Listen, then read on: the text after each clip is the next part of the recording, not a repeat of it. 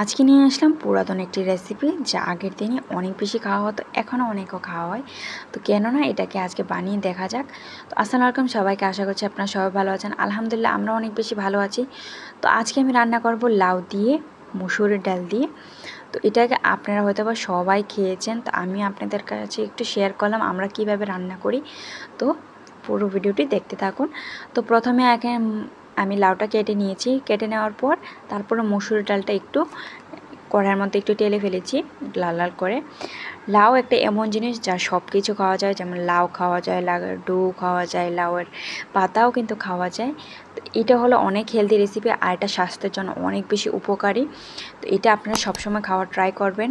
তারপরে এখন একটা কড়াইয়ের মধ্যে দিয়ে দিলাম বেশ কিছুখানি তেল। তেলটা দিয়ে এর মধ্যে দিয়ে দিলাম কিছুটা পেঁয়াজ কুচি, দিয়ে দিলাম কিছুটা রসুনের কুয়া, তারপর একটু দিয়ে দিলাম আদাটা একটু কুচি কুচি করে দিয়েছি, কারণ এটার মধ্যে ফ্লেভারটা অনেক ভালো আসে আর সেন্ট অনেক বেশি সুন্দর আসে তাই।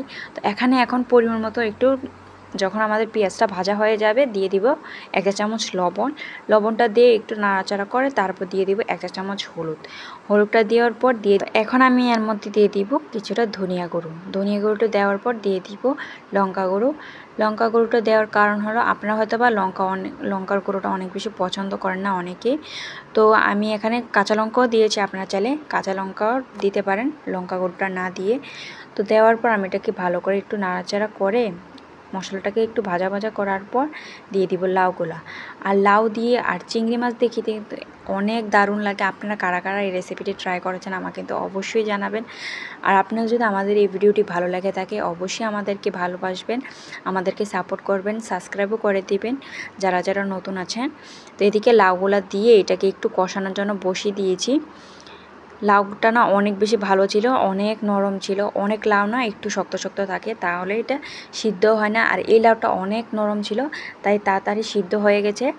তো এটাকে একটু বসিয়ে দেওয়ার পর তারপর এটা কষে গিয়েছে। তারপর এখন দিয়ে দেবো মসুর ডালটা দিয়ে একটু ডালটার সাথে লাউটাকে একটু কষিয়ে নেওয়ার পর তারপর দিয়ে দিব পরিমাণ মতো জল, যাতে আমাদের লাউটা আর আমাদের ডালটাও সিদ্ধ হয়ে যায়। দিয়ে দিলাম কিছুটা কাঁচা লঙ্কা চিড়ে, আপনারা চাইলে দিতেও পারেন, না চাইলে নাও দিতে পারেন। তো এটাকে একটু ঢাকনা দিয়ে কষিয়ে নেওয়ার পর দিয়ে দিব পরিমাণ মতো জলটা দিয়ে এখন বসিয়ে দিও প্রায় 10 মিনিটের জন্য।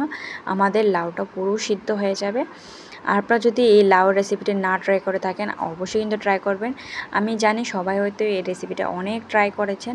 আর এদিকে 10টা মিনিট পর ঢাকনাটা উঠিয়ে দেখলাম লাউটা পুরো সিদ্ধ হয়ে গেছে মোমের মতন। তো এদিকে পুরো রেসিপিটা আমাদের ডান হয়ে গেছে, আর এটা খাওয়ার জন্য পুরো রেডি। পরিমাণ মতো একটু লবণ দিয়েছি, লবণ লাগবে তাই। তো আপনারা একটু লবণটা টেস্ট করে নেবেন পরে।